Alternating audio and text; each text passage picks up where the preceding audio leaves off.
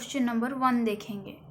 One day the ratio of number of first class and second class passenger were 1:30. The ratio of first and second class fares is 3:1. The total amount collected from the passengers were 66,000. Find the amount collected from first class passenger. इस question में ये दिया गया है कि एक दिन first class और सेकंड क्लास का बीच में रेशियो है 1:30 और उनका फीस है 3:1. उस दिन टोटल अमाउंट कलेक्ट किया गया था 36,000. तो वो पूछा गया है कि फर्स्ट क्लास का पैसेंजर का कितना अमाउंट कलेक्ट किया गया है. इसका आंसर निकालने के लिए हम फर्स्ट क्लास का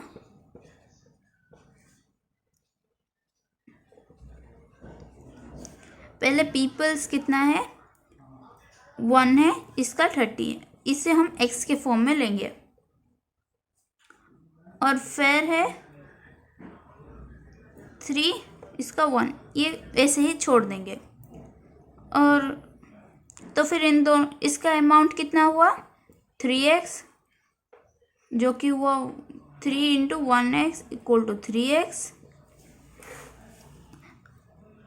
और इस अमाउंट है 30x × 1 = 30x. तो अभी ये दिया गया है कि इन दोनों को मिलाने पे 66,000 हो रहा है. तो हमारा एक इक्वेशन फॉर्म होगा 3x + 30x = 66,000. अभी हम इसे सॉल्व करेंगे जो कि आएगा 33x = 66,000. तो x का वैल्यू 66,000/33. सो x = 2000. यहाँ पे फर्स्ट क्लास पैसेंजर का पूछा गया है. फर्स्ट क्लास का पैसेंजर का अमाउंट क्या था 3x. सो फर्स्ट क्लास का है 3x = 3 × 2000 = 6,000 रुपीज़. सो हमारा आंसर है 6,000 रुपीज़. अभी हम सेकेंड नंबर क्वेश्चन देखेंगे. In a bag, the number of ₹1 coins, 50 paise coin and 25 paise coin are in the ratio 3:2:4. The total value of coin in it is 50 rupees. Find the number of 50 paise coin in it. तो question में ये दिया गया है कि 1 रुपये का coin, 50 पैसा का कॉइन और 25 पैसा का कॉइन मिक्स है और वो सारा मिला के 50 रुपीज़ बनाते हैं. उनका रेशियो भी दिया गया है. तो इसका आंसर निकालने के लिए मैं ये सारे रेशियो को x फॉर्म में लेंगे. तो number of ₹1 coin = 3x. Number of 50 पैसा कॉइन = 2x. नंबर ऑफ 25 पैसा कॉइन = 4x. इन सब का अमाउंट क्या होगा 1 रुपये का 3 कॉइन्स होगा तो 3 रुपीज़ हुआ. 50 पैसा का 2 कॉइन्स होगा तो ये 1 रुपये हुआ. 25 पैसा का 4 कॉइन्स होगा तो ये भी 1 रुपये हुआ.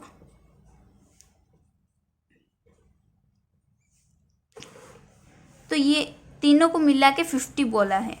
तो 3x + 1x + 1x = 50. सो इन तीनों को ऐड करेंगे तो आएगा 5x = 50.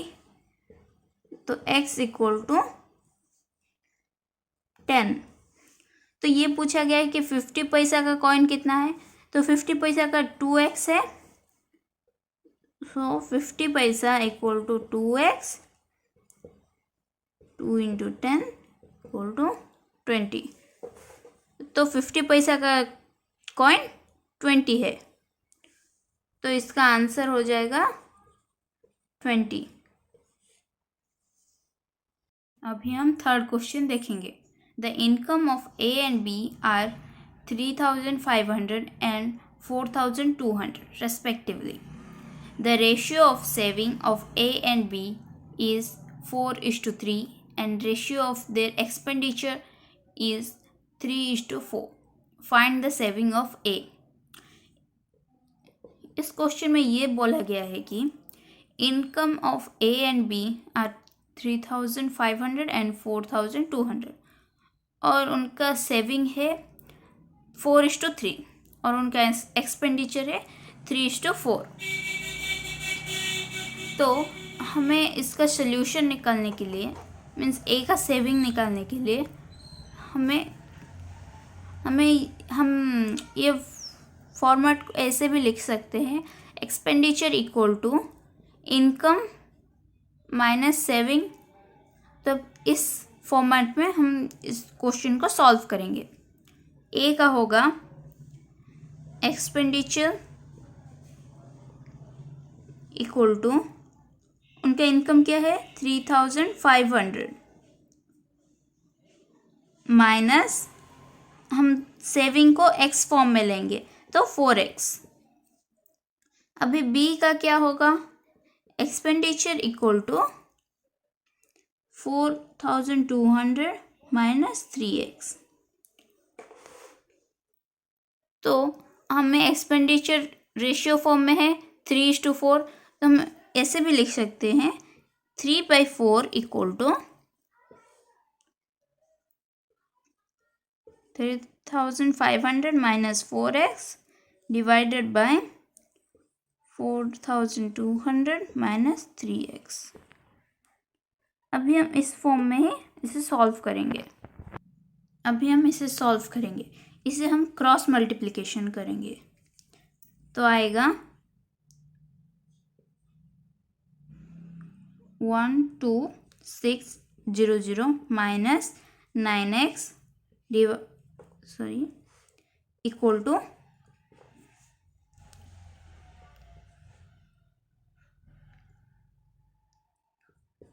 1400 minus 12x। इसे सॉल्व करने पे आएगा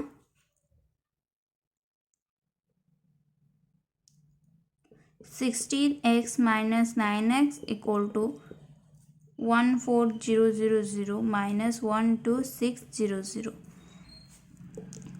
तो इन्हें माइनस करने पे आएगा 7x इक्वल टू 1400।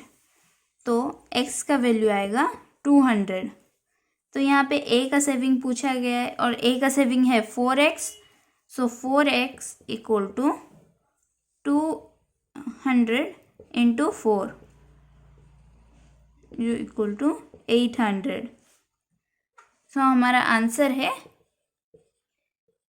800। अभी हम 4 नंबर क्वेश्चन देखेंगे। If the age of x and y 6 years ago is 7:6, then which of the following can be the sum of their age 8 years from now? हमारा age before 8 year equal to कितना था 7:6x। तो present as कितना होगा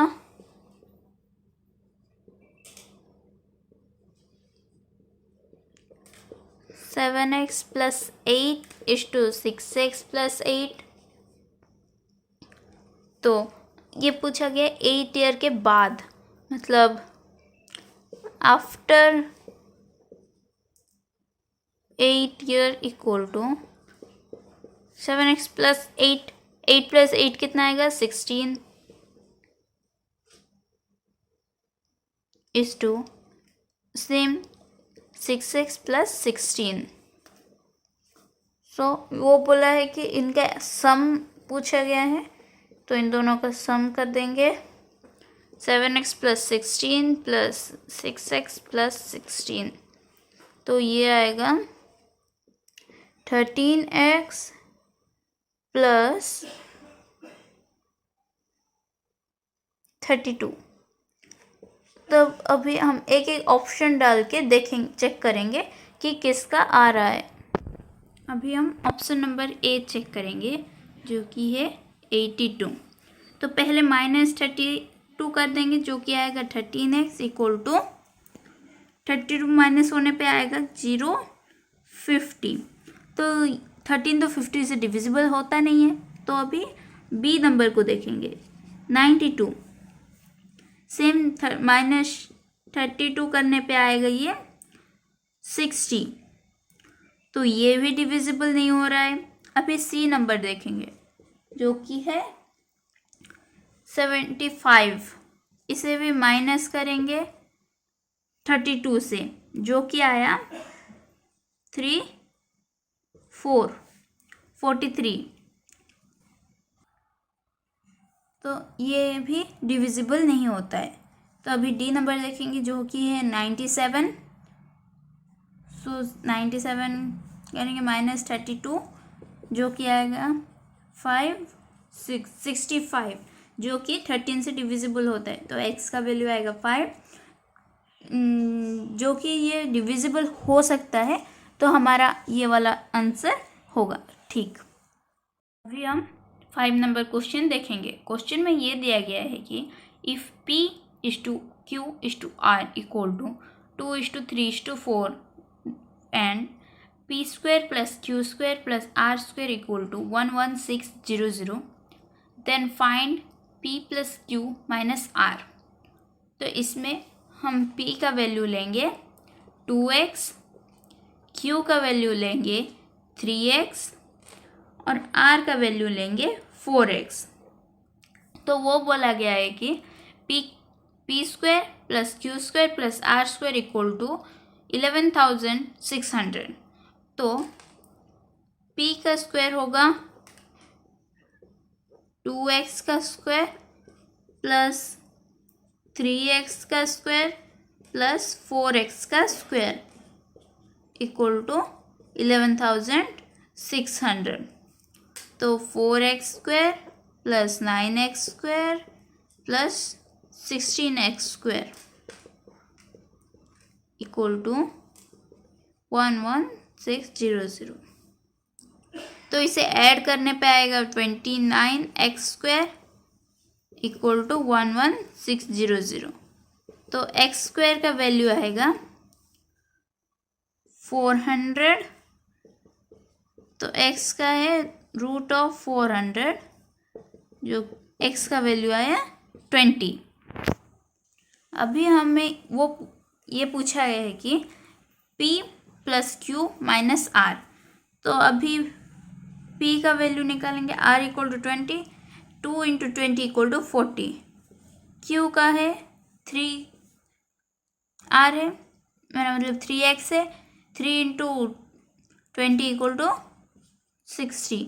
R का वैसे value है 80। तो वो पूछा गया है P plus Q minus R। तो P plus Q minus R। तो पहले बोर्डमास के रूल के अनुसार पहले प्लस होगा, तो 60 plus 40 equal to 100 minus 80 equal to 20। तो इसका आंसर है 20।